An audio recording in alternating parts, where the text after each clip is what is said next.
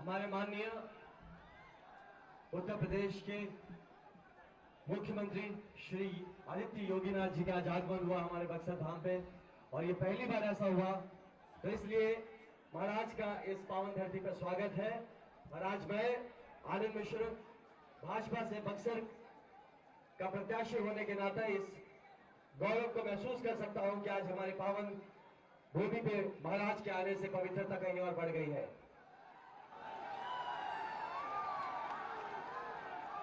आप सबसे निवेदन है कि हम सब जब महाराज को सुने तो इनकी बात किसी भाषण के रूप में नहीं, एक सत्संग के रूप में भी ले। इनकी हर एक बात में जो गहराई है उसको समझे। यह ऋषि क्षेत्र है और यहाँ आज हमारे बीच एक ऋषि है।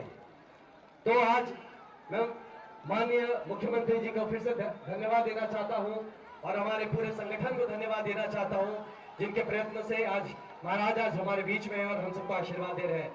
तो महाराज के इस आशीर्वाद से आज हम तीनों जो भाई यहाँ खड़े हैं एनडीए के प्रत्याशी से लाभान्वित होंगे, और ये यकीन है कि आप सब मिलके महाराज के इस आशीर्वचन को मानेंगे और एनडीए की सरकार को, एनडीए के जो प्रत्याशी हैं उनको मजबूत बनाएंगे। तो आप सबकी ओर से एक बार मैं महाराज को नमन करना चाहता हूं, आप सबकी तरफ से, क्योंकि आप दूर हैं, मुझे पता है। मुझसे बहुत लोग बोले कि हम महाराज को नमस्कार कहना चाहते हैं, महाराज के चरण छूना चाहते हैं, तो आप सबकी ओर से एक बार महाराज का चरण छुआ जाए। तो सब आपकी ओर से, पूरे बक्सर की जनता की ओर से महाराज तो मैं आज एकदम यहाँ साथ नमन करता हूं।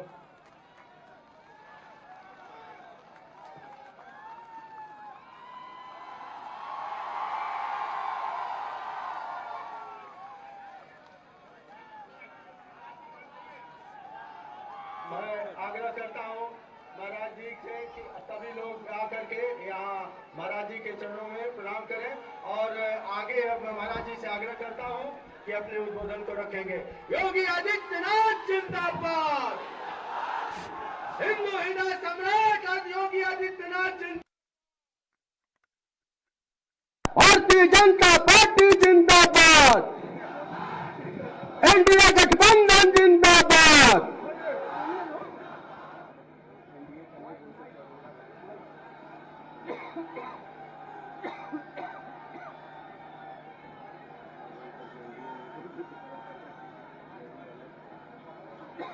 भारत माता की, भारत माता की, भारत माता की, वंदे वंदे वंदे।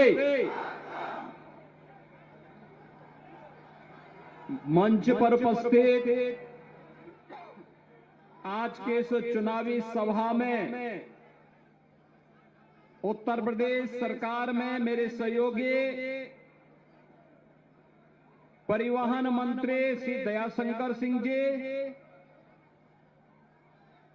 लोकसभा के माननीय सांसद श्री सतीश गौतम जी, श्री नाथ बाबा आश्रम के श्री महंत योगी शीलनाथ जी, भारतीय जनता पार्टी के जिला प्रभारी श्री भानु प्रताप सिंह जी, जिलाध्यक्ष ओम प्रकाश भुवन जी, जदयू के जिलाध्यक्ष अशोक सिंह यादव जी, लोजपा के जिलाध्यक्ष अखिलेश कुमार सिंह जी, राष्ट्रीय लोक मोर्चा के जिलाध्यक्ष विंध्याचल सिंह जी,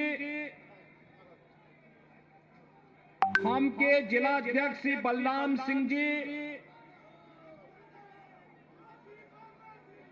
स्वामी गंगा पुत्र जी,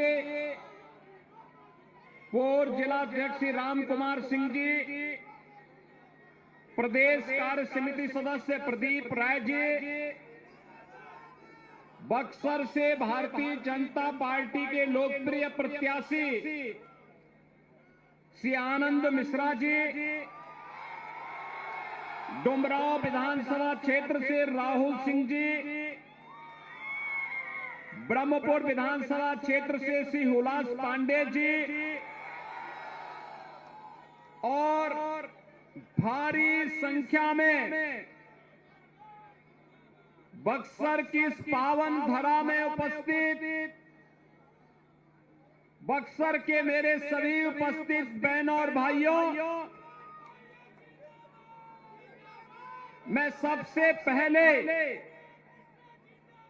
भारत के रामायण कालीन इस पौराणिक स्थली को, जिसे मां गंगा का आशीर्वाद प्राप्त है, ऐसी पावन धरा को नमन करते हुए आप सभी का हृदय से अभिनंदन करता हूं। बहनों और भाइयों, बक्सर याद करिए, जिस पावन धरा पर भारत के त्रिकालदर्शी ऋषि महर्षि विश्वामित्र ने एक संकल्प लिया था, एक संकल्प, और वह संकल्प था, बहनों और भाइयों, जिसके बारे में महाकवि तुलसीदास जी ने कहा है कि गादि तनय मन चिंता व्यापी, हरि बिनु मरहि न निश्चर पापी। भारत के अंदर आतंकवाद, उग्रवाद की समस्या का समाधान की धरती है बक्सर की धरती। त्रेता युग में महर्षि विश्वामित्र ने यही संकल्प लिया था और यज्ञ की रक्षा के बहाने उन्होंने अयोध्या में जाकर के महाराज दशरथ से आग्रह किया कि मेरे यज्ञ की रक्षा करने के लिए अपने पुत्र दीजिए। महर्षि विश्वामित्र के आग्रह को यद्यपि महाराज दशरथ पहले तो मानने को तैयार नहीं थे, क्योंकि यहां पर पहले से ही ताड़का का आतंक था, मारीच और सुबाहु जैसे राक्षस थे, जिन्होंने यहां के पूरे नगर को उजाड़ करके अराजकता, गुंडागिरी और माफियागिरी का शिकार बना दिया था। तब महर्षि वशिष्ठ के आदेश पर महाराज दशरथ ने अपने दोनों पुत्र राम और लक्ष्मण को इसी बक्सर में महर्षि विश्वामित्र के यज्ञ की रक्षा के लिए भेजा था। बहनों और भाइयों, याद करिए ना, जिस धरा पर पैर रखते ही भगवान राम के पावन चरण स्पर्श करने मात्र से पत्थर बनी देवी अहिल्या मुक्त होकर के फिर से एक सामान्य नारी के गौरव को प्राप्त की हो, जिस धरती ने आतंक से मुक्त करने के लिए पूरे आर्यव्रत को, पूरे भारत को आतंक से मुक्त करके पूरे देश को राम राज्य की ओर अग्रसर करने के लिए शुभारंभ किया हो, वह पावन धरा को कौन ऐसा सनातन धर्मावलंबी होगा, कौन ऐसा भारतीय होगा जो उस पावन धरा को प्रणाम न करता हो। और ये मेरा सौभाग्य है कि आज मुझे एनडीए के अपने प्रत्याशियों के समर्थन में इस पावन धरा को नमन करने का अवसर प्राप्त हो रहा है, और ये आपके बहाने, आपके कारण, इसलिए आपका मैं अभिनंदन करता हूं। बहनों और भाइयों, मैंने देखा, मैं 30 वर्ष पहले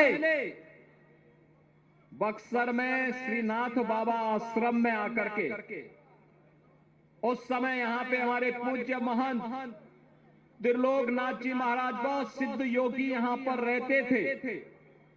उनके सानिध्य में हुए एक धार्मिक कार्यक्रम में आकर के नौनाथ 84 सिद्धों के मंदिर के उद्घाटन कार्यक्रम में मैं 30 वर्ष पहले आया था।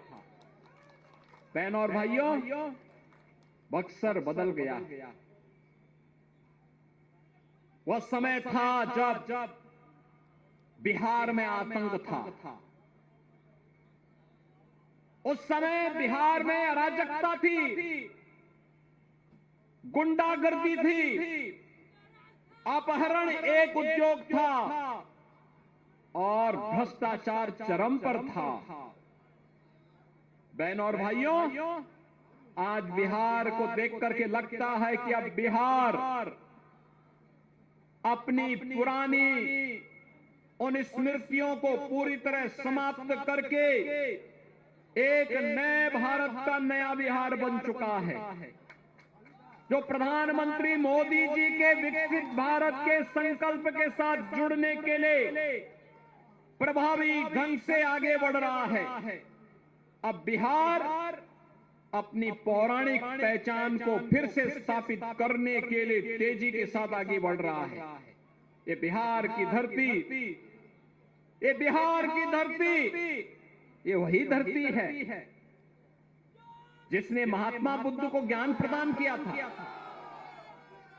बहनों और भाइयों, बिहार की धरती वही है जिसने भारत को स्वर्ण युग में ले जाने का कार्य किया था चंद्रगुप्त मौर्य के समय में, और जिस बिहार ने चाणक्य जैसा गुरु दिया हो, ये वही बिहार है जिस बिहार ने देश की आजादी की लड़ाई में बढ़ चढ़ करके भाग लिया।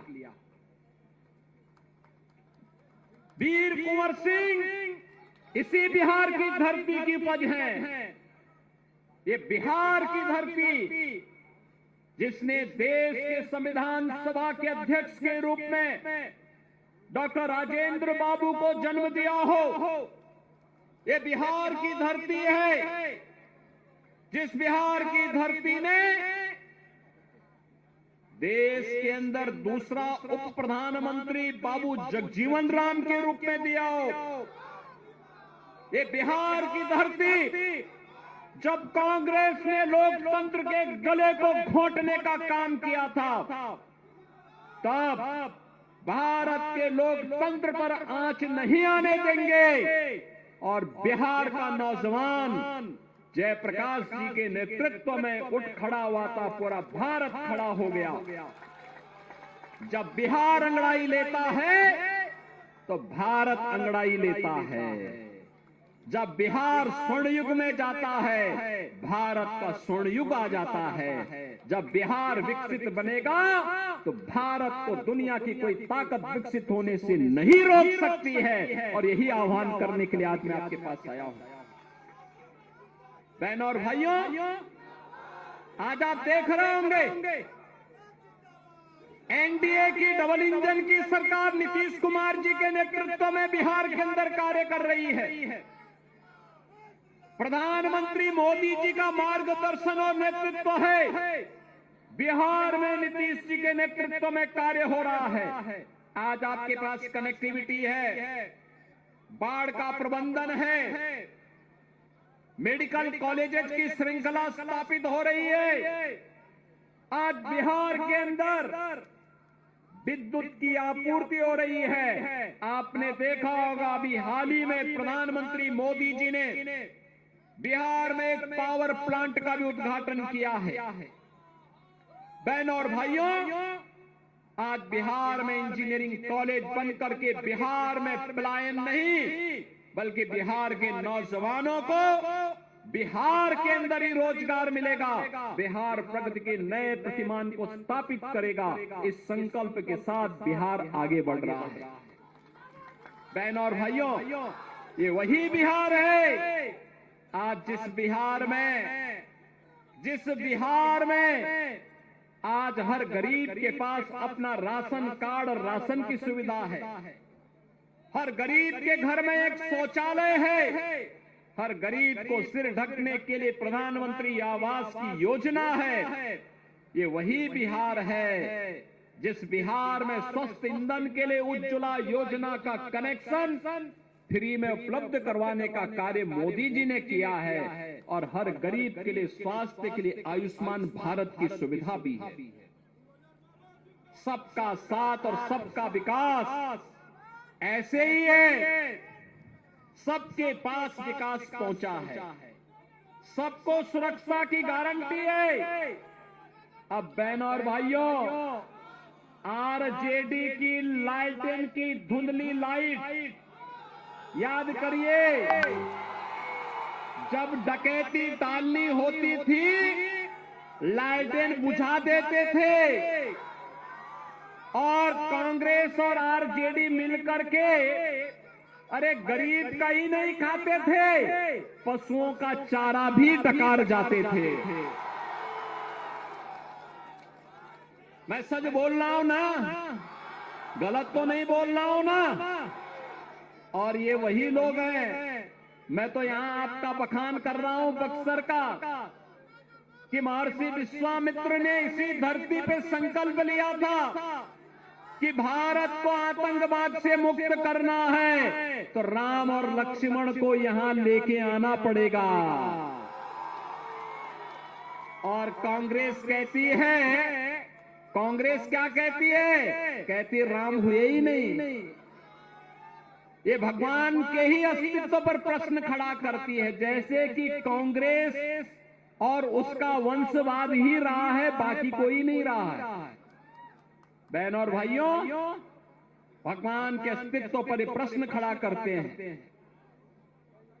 आरजेडी भगवान राम के रथ को रोकती है और समाजवादी पार्टी, इनका जो यूपी का पार्टनर है ना, यह भी राम भक्तों पर गोली चलाती है। ये लोग कहते थे राम मंदिर कभी नहीं बन सकता।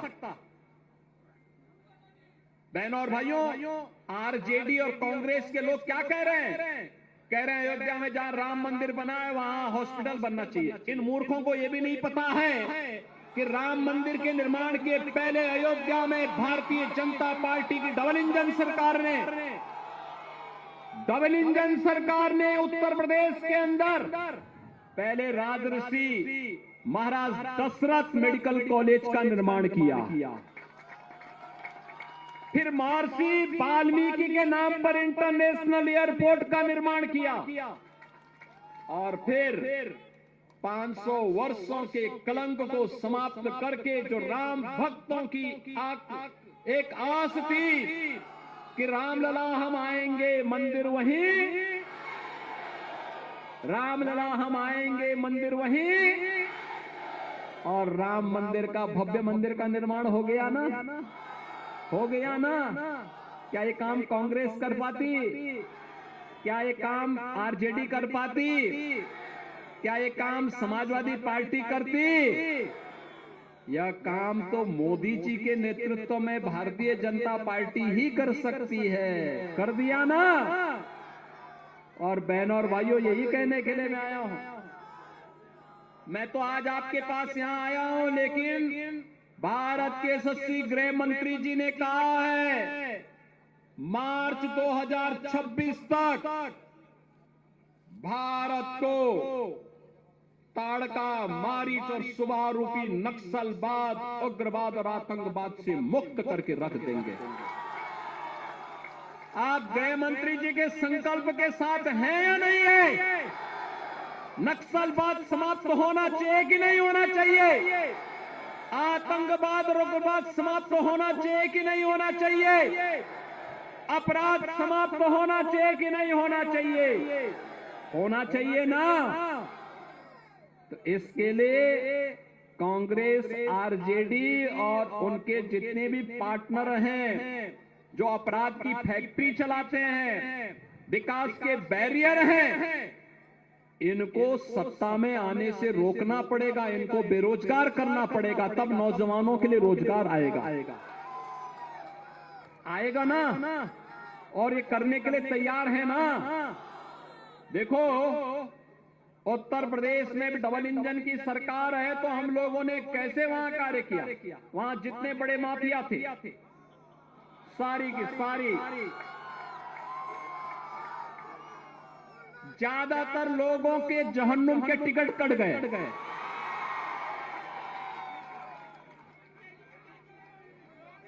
जो गरीब को मारेगा, बहन बेटियों की इज्जत के साथ खिलवाड़ करेगा, व्यापारियों का अपहरण करेगा, नौजवानों के रोजगार पर सेंध लगाएगा, तो उसके लिए तो यमराज के घर का ही टिकट होगा ना।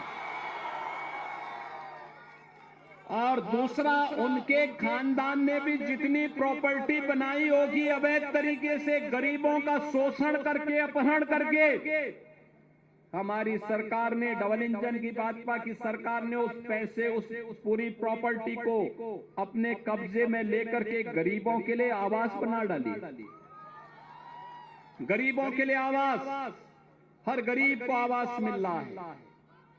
आज उत्तर प्रदेश राम राज्य के नए युग में प्रवेश कर चुका है। आज अयोध्या धाम दुनिया की सुंदरतम नगरी में स्थापित हो गया है। कितने लोग अयोध्या गए हैं? विकास दिखाई दिया ना? काशी में काशी विश्वनाथ धाम कितने गए? आप मुझे बताओ, मोदी जी प्रधानमंत्री हैं और डबल इंजन की भाजपा की सरकार है, तभी ये काम हो पा रहा है ना? क्या ये काम कांग्रेस और उसके पार्टनर कर पाते क्या? अरे सब तो डकैती डालने वाले लोग हैं। लैट्रिन का उजाला दिखा करके और चुपचाप बंद करके फिर डकैती डालते थे, ये करते थे ना। और इसीलिए आपको कहने के लिए मैं आया हूं, क्योंकि बिहार हमारी माता जानकी का मायका भी है, और इसीलिए हम लोगों ने अयोध्या से सीतामढ़ी के लिए 6155 करोड़ रुपए का एक राम जानकी मार्ग के निर्माण के कार्य को इस स्तर पर आगे बढ़ाया है। और अभी तो बक्सर को हम लोग सीधे लखनऊ और दिल्ली तक जोड़ने के लिए भी एक बड़े कार्य को आगे बढ़ा रहे हैं। पूर्वांचल एक्सप्रेसवे देखा है ना आप लोगों ने? तो पूर्वांचल एक्सप्रेसवे बक्सर की तरफ अब आगे बढ़ रहा है। ये जो उत्तर प्रदेश का परिवहन मंत्री है ना, दयाशंकर सिंह की भी जन्मभूमि यही बक्सर है। ये बक्सर से ही वहां गए हैं, बलिया में। और इसीलिए इनका जोर है कि अब उत्तर प्रदेश परिवहन निगम की बस लखनऊ से सीधे बक्सर को जोड़ ले, बक्सर से सीधे अयोध्या धाम जोड़ ले। याद करिए, त्रेता युग में महर्षि विश्वामित्र को अयोध्या धाम से बक्सर आने में कई दिन लगे थे। खैर, महर्षि विश्वामित्र उस समय बहुत सारे राक्षसों को निपटाते हुए आ रहे थे। कहीं ताड़का को मारना है, कहीं मारीच को मारना है, कहीं मारीच को भगाना है, कहीं सुबाहु को मारना है। और आज भी नाम बदले हैं, काम उनका वही है। जो ये भ्रष्टाचारी हैं, जो ये आतंकवादी हैं, जो ये उग्रवादी हैं, ये नक्सलवादी हैं, इनका काम वही है जो ताड़का, मारीच और सुबाहु का था। और इनके साथ वही व्यवहार होना चाहिए जो भगवान राम ने इनके साथ किया था। निस्सरहीन करो मही, बुझ उठाए प्रण कीन। और यही प्रण इस चुनाव में आप सबको करना है। बिहार को अराजकता से मुक्त करने वाली एनडीए सरकार फिर से चाहिए। बिहार को विकास के पथ पर अग्रसर करने वाली एनडीए सरकार फिर से चाहिए। बिहार के विकास को आगे बढ़ाना है। बिहार में बिना भेदभाव के यहाँ के नौजवानों के लिए, यहाँ के गरीबों के लिए, यहाँ के किसानों के लिए, यहाँ की माता और बहनों के विकास के लिए और यहाँ के व्यापारियों की सुरक्षा के लिए एनडीए की डबल इंजन की सरकार आवश्यक है। और इसके लिए एनडीए ने अपने योग्यतम प्रत्याशी दिए हैं। आप सोचो, बक्सर से प्रत्याशी बने हैं श्री आनंद मिश्रा। आईपीएस ये 2011 बैच के आईपीएस हैं। मातृभूमि के प्रति लगाव, भ्रष्टाचार के खिलाफ लड़ने का जज्बा और बिहार के नौजवानों को फिर विकास के पथ पर अग्रसर करने के लिए कार्य कर सकें और इनको भी यूपीएससी के साथ साथ तमाम प्रतियोगी परीक्षाओं में आगे बढ़ने के लिए प्लेटफॉर्म दे सके, इसके लिए उन्होंने भारतीय जनता पार्टी के मंच का उपयोग करते हुए वे बक्सर से प्रत्याशी बनकर के आपके बीच आए हैं। डुमरांव से